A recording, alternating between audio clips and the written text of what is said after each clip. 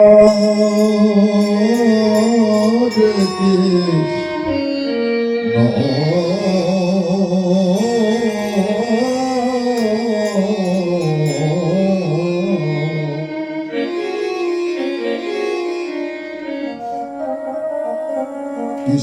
Krishna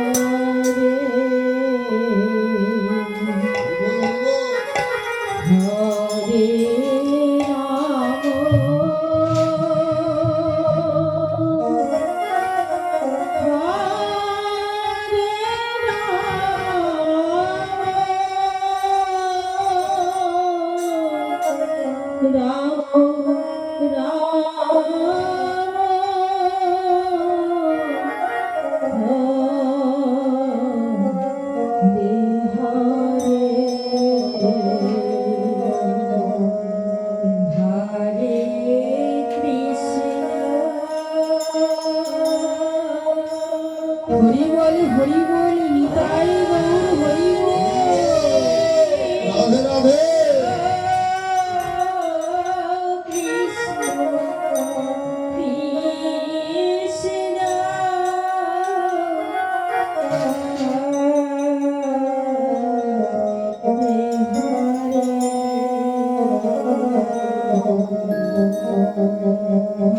Hare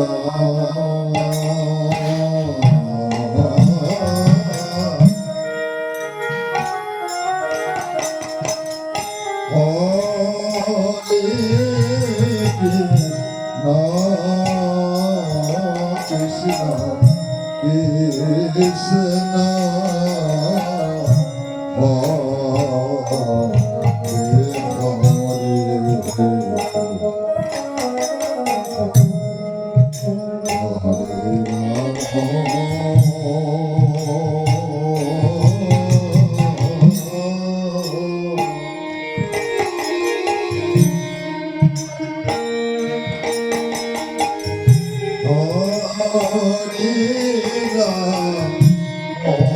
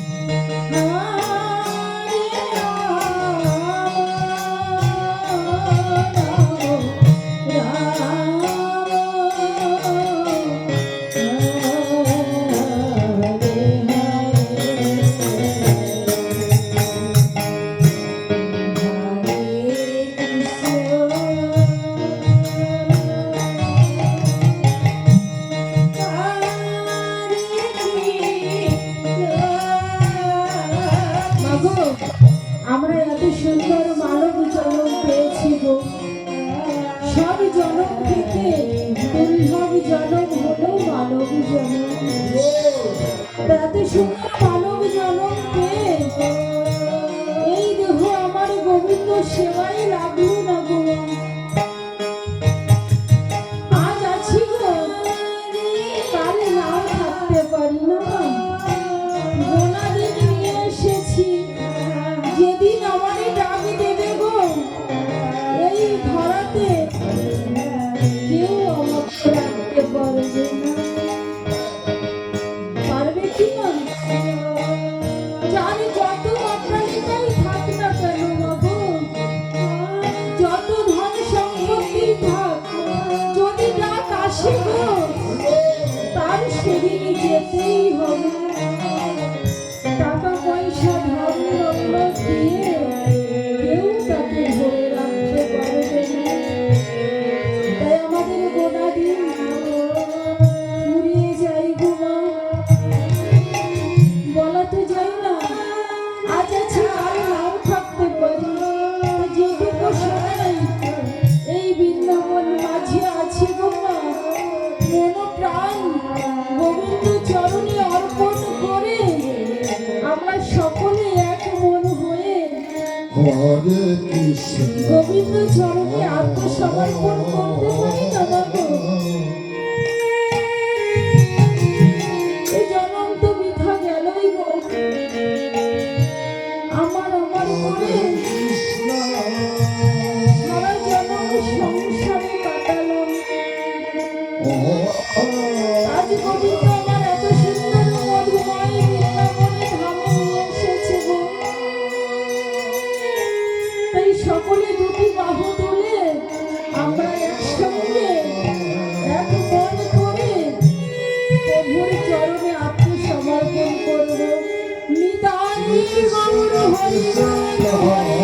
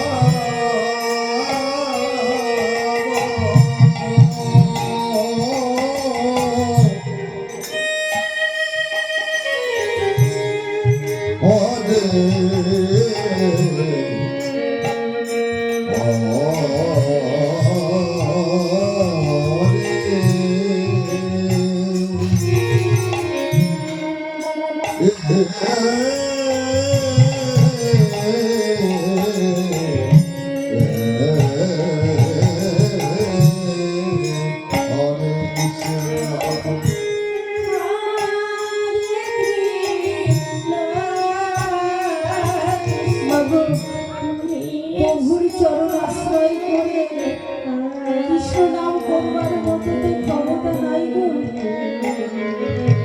কেননা বললেন কি, একবার কৃষ্ণ নাম করিলে যত পাপ হরে।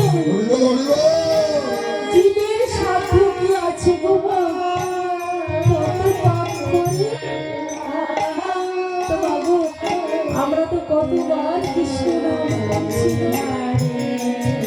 সেই পাপকে হরণ হয় গো মা। বলবি মাগো, তাহলে কৃষ্ণ নাম করছো কেন? কেন জানো মা? কৃষ্ণ নাম করতে ছুটে আসি কেন? যেখানে কৃষ্ণ নাম হয় গো মা, সেটাই কি হয় গো, সাধুগুরু বৈষ্ণব গণের আগমন হয়। আর সেই সাধুগুরু বৈষ্ণব গণের যদি এক মন হয়, সেটা হয় মধু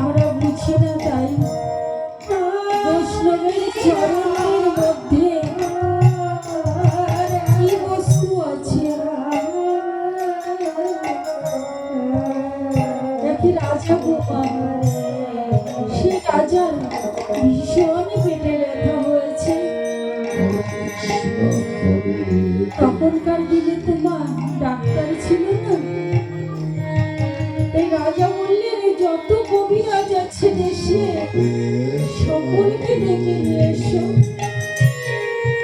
আমার এই পেটে ব্যথা আর সহ্য হচ্ছে না। যে আমার পেটের এই যন্ত্রণা সহ্য সেরে দেবে তার আর্থিক সম্পত্তি আমি দিয়ে দেবো রাজা। কিন্তু মাগো সবাই আসলো, কিন্তু তার ব্যথা কমাতে পারল না। রাজা মনের দুঃখে বলছেন এই জগতে কেউ কিনা যে আমার ব্যথা নিবারণ করবে। যেতে গিয়ে এক বৈষ্ণবের সঙ্গে দেখা, বলছে রাজামশাই আপনার মনটা তো মলিন কেন? বলছে জানো এই জগতে কেউ কি নেই আমার ব্যথা নিবারণ করবার মতো? হরে কৃষ্ণ বলছে আছে গো, তুমি কিছুটা দূর এগিয়ে যাও, গিয়ে দেখবে একটা বট গাছ আছে, সেই বট বৃক্ষের মধ্যে যে আছে সেই তোমার এই ব্যথা সারাতে পারবে। মাগো যার যখন ব্যথা হয় কৃষ্ণ সে তখন অনুভব করতে পারে যে এর কি জ্বালা। রাজা মশাই আমার ছুটতে ছুটতে চলেছিল, গিয়ে দেখছে বটের উঠিনের মধ্যে বসে আছে। বলছেন কি আছো গো? একটু চরণ দেবে আমায়? সেই বটবৃক্ষ থেকে মাগো একটা চরণ বেরিয়ে এসেছে। হরে রাম দেখছে সেই চরণটাই সারা চরণে ঘা ঠ্যাক ঠ্যাক করছে। রাজা তো সেই ঘা চরণ ধৌত করে জল খাবে, একটু মনে দ্বিধা আসলো। বলো এই চরণ না গো, তোমার আর একটা চরণ আছে না, সেইটা একটু দেবে? ভাবলো ওই চরণ হয়তো এই চরণের একটু ভালো হবে, কিন্তু মাগো পরে আবার যে চরণটা বেরিয়ে আসলো সেই চরণে ঘা তো আছে, চামড়াগুলো খসে খসে পড়ছে, আর সমগ্র চরণে পোকা কিলবিল করে নড়ছে।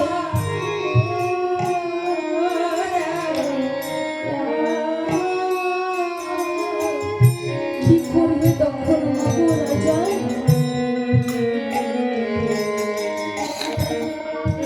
হরে কৃষ্ণ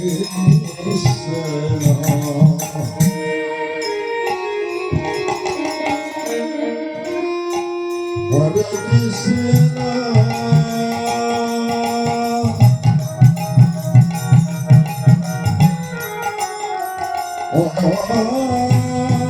রাজামশাই তখন কি করবে জানো? সেই চরণটা ধৌত করলেন, ধৌত করে গ্লাসের মধ্যে রয়েছে। কৃষ্ণ দেখছে পচা গলা বুঝি রক্ত সেই জলের মধ্যে। রাজামশাই কি করলেন? সেই গ্লাসটা ধরে বাড়িতে নিয়ে আসলেন রাজমহলে। আর আসছেন মনে মনে ভাবছেন যে দেওয়ালটা যখন থিতিয়ে যাবে উপর থেকে জলটা আমি সেবা করব, আর নিচেই ওই বুঝি রক্ত খসাটা পড়ে থাকবে।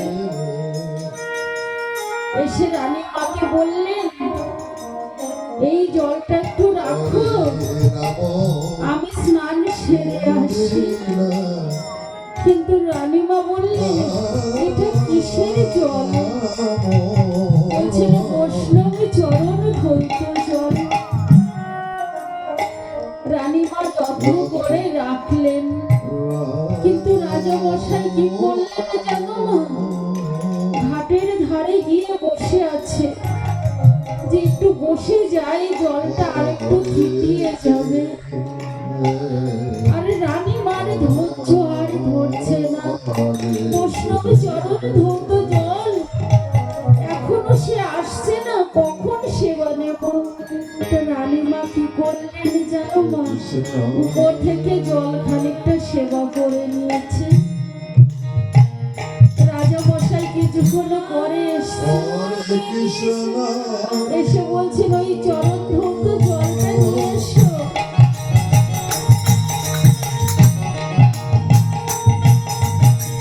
এসে দেখছি সেই পচা গলা মাংস কষা রক্ত সেই জলটুকু আছে। বলছে আর জল কি করলে? বলছে আমি সেবা নিয়েছি। কিন্তু রাজা মশাই তো মানতে পারল না সেই জলটা সেবা নেবে। তাই কি করলো মাগো, সেই জলটা হাতের উপরে নিয়ে মস্তকে রাখলো, কিন্তু সেবা দিতে পারলো না। তাই মাগো দেখেছো, কালীয় নাগ দমন দেখেছো, কালীয় নাগ দমনে গোবিন্দ আমার এক সাপের মস্তকের উপরে দাঁড়িয়ে নৃত্য করেছিল, দেখেছো তোমরা? ওই সেই রাজা পড়ে ওই কালীয় সাপ হয়ে জন্ম নিল গো। কিন্তু ওই বৈষ্ণবী চরণে ধৌত জল মস্তকে পড়েছিল, তার জন্য আমার অনাদির আদি গোবিন্দ তার মস্তকে এসে নৃত্য করেছিল গো। তাই গৌর হরি বল।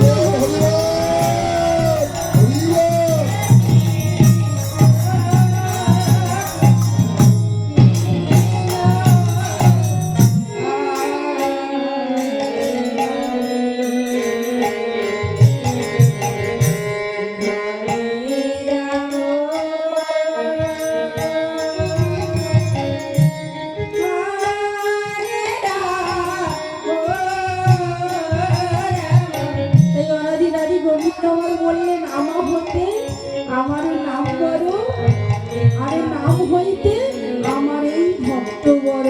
নিতাই গৌর হরি বল হরি বল। হরে কৃষ্ণ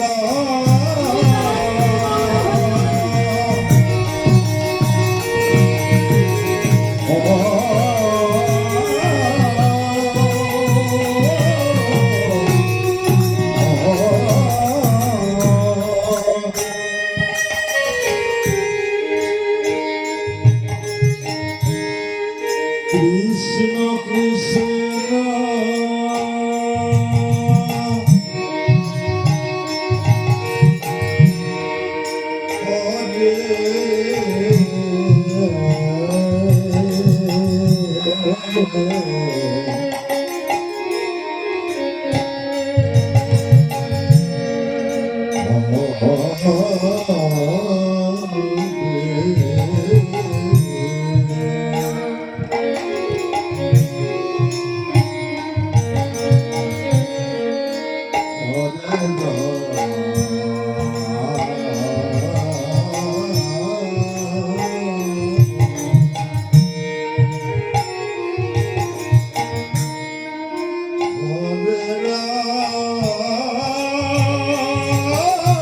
নিতাই গৌর হরি বল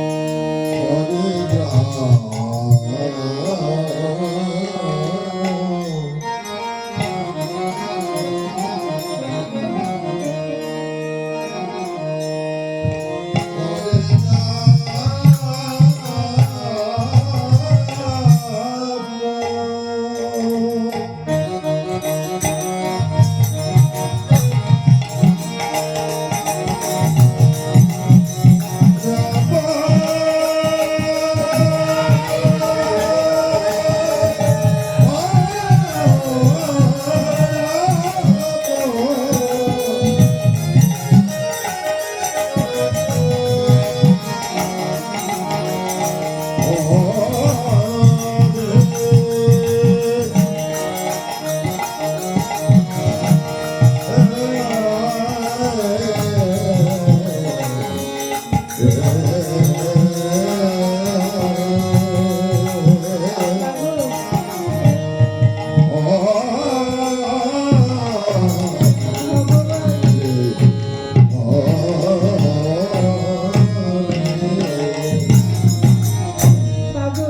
ভগবান সবকিছু সইতে পারে, শুধু দুটো বস্তু সইতে পারে না। কি জানো না, কোনো ভক্তের যদি হৃদয় মাঝে অহংকার হয় তাহলে কি করে ভগবান জানো, সেই অহংকারকে পতন করে দেয়। আর কোনো ভক্ত যদি নয়ন জলে বরিশানে পড়ে দূরে একবার হাগর বলে কাঁদে গো, ভগবান আর দূরে থাকতে পারে না। নিতাই গৌর হরি বল, হরি বল। হরে কৃষ্ণ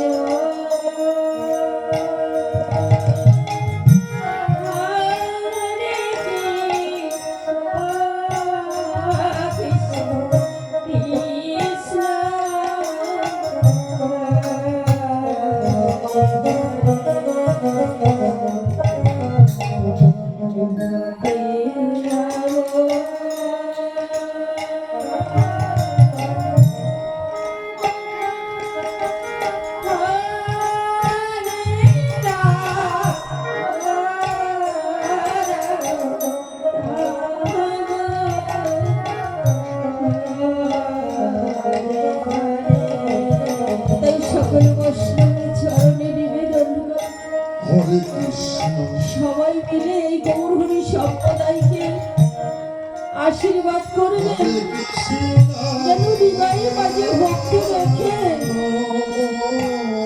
এই কৃষ্ণ নাম এ জন্মে নয় জন্মে জন্মে করতে পারে। তাই গৌর হরি বল, হরি বল।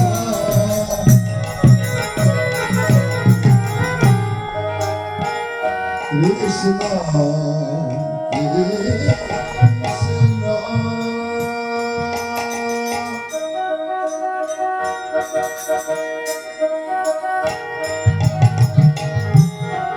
হরে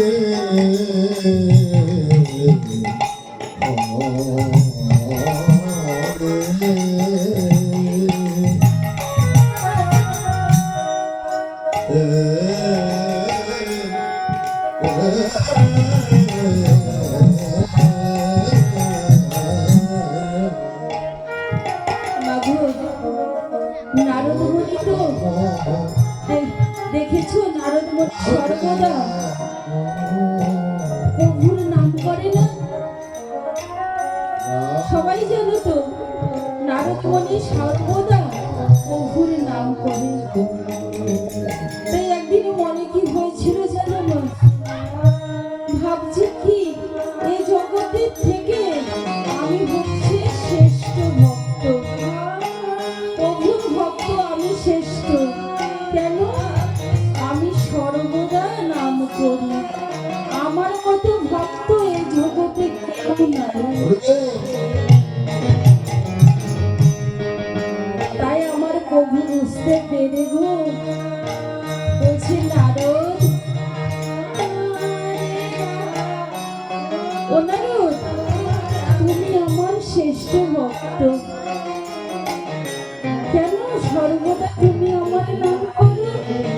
তা আমার একটা কাজ করে দেবে? বলুন প্রভু, কি করতে হবে? বলছে, তোমার হাতে এক মুষ্টি সরিষা দিলাম, তুমি এই ত্রিভুবন একটু ঘুরে এসো, কিন্তু তোমার হাতে ওই সর্ষের দানা যেন পড়ে না এক দানা। বলছে, না প্রভু, এক দানাও সরিষা পড়বে না। তার হাতে এক মুষ্টি সরিষা দিয়েছে গো মা, সেই সরিষা নিয়ে নারদ মুনি ত্রিভুবন ঘুরে আবার প্রভুর কাছে এসেছে। এসে বলছেন, প্রভু কে দেখুন সরিষা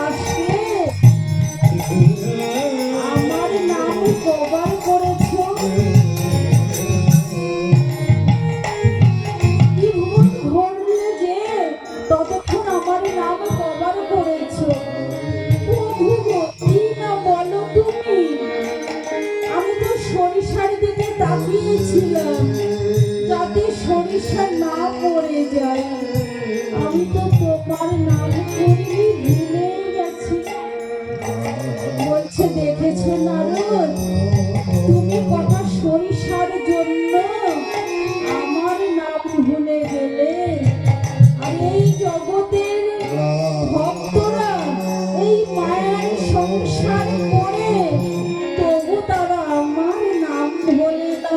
দিন অন্তে একবারও হলেও আমার নামে করে নিতাই গৌর হরি বল হরি বল।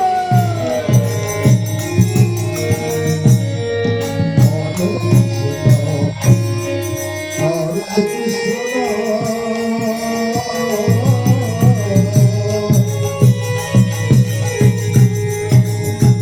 Krishna Krishna, গৌর হরি বল হরি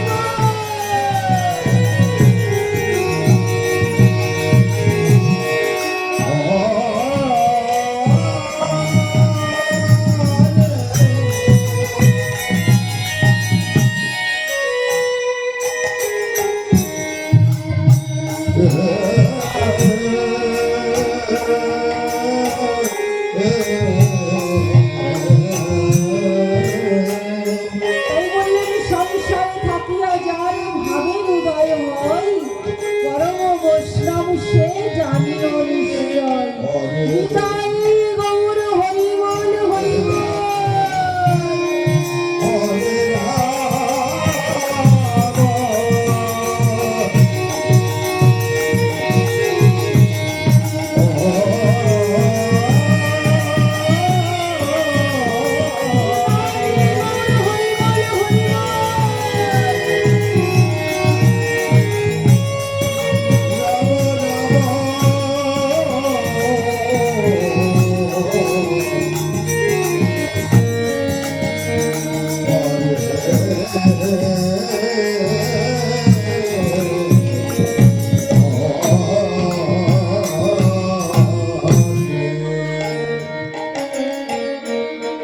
Hare Krishna, Hare